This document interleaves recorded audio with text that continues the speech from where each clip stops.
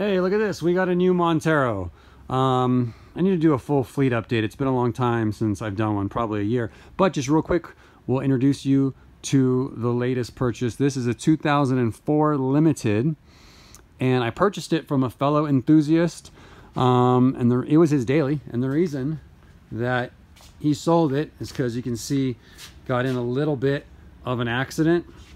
So, you know, you got the damage here on the fender, and the tire got all scratched up and everything, the wheel I mean.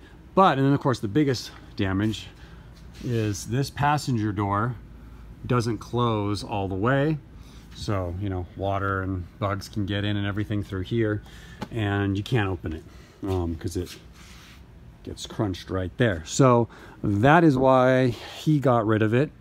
And so I bought it and had it shipped from Seattle. And the reason that I wanted this, well, it's twofold. I really have two reasons, maybe even three actually.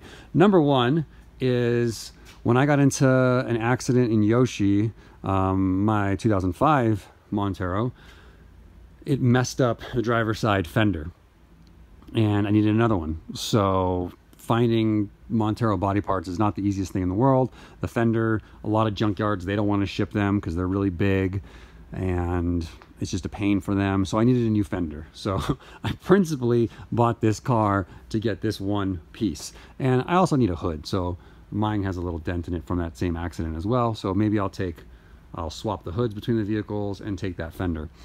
So then this car will basically need both front fenders, a passenger side door, and maybe a hood. So if I ever find a silver Gen 3 NP in a junkyard in Arizona, I'll go get all that stuff and then put this on.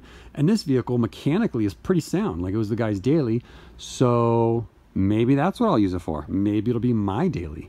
You know, currently like I daily drive a Jetta sport wagon TDI, and it's amazing. I love it, but it's small and it's not all-wheel drive, so in the winter I can't really use it much. So maybe I'll start using this, but that's probably many moons away because I would have to find a silver Gen 3 in a nearby junkyard, which is very, you know, not something that just pops up. One hasn't popped up in 10 months, so the odds of that happening are kind of further down the road. Maybe I'll still daily drive this in winter and just look very hilarious driving down the street with no fender and taped off door, but whatever.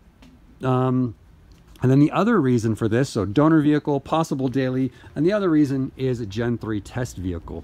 So you might remember our Gen 3 test vehicle named Reggie. It's an 01 Limited, and it's definitely served its purpose. We've developed and tested a lot of parts on this vehicle, like for example, the exterior window moldings, like we tested out some badges that we now carry. We've tested out hood latch, a ton of stuff on this vehicle.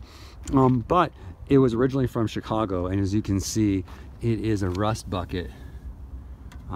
Like you just pull pieces of metal off of this thing. So working on this is always a pain in the butt. Like every bolt snaps off when you try to do anything.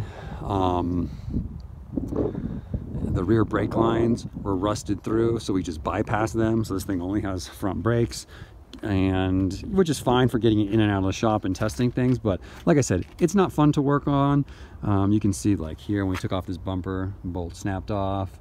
So we'll probably end up parting this one out. So don't message me now looking for parts. I mean, I guess you can, but like we're not 100% ready to start selling parts off this thing yet. We're still deciding how we're going to do that and when we're going to do that. So the way we're leaning right now is this vehicle will be parted out. So now let's look at this thing. 263,000 miles, 2004 again. And yeah, the previous owner, he did the main stuff. You can see here, timing belt job was done 10,000 miles ago with an OEM kit. Does need a new battery, but for the most part, just, you know, I did a quick little inspection on this thing. Looks like it mostly just needs minor stuff, like, you know, polish up those headlights, get the plasti dip that's peeling off of the grill, you know, broken antenna. There's lots of little miscellaneous like clips and things that are broken on the inside, and of course the body stuff being the main thing.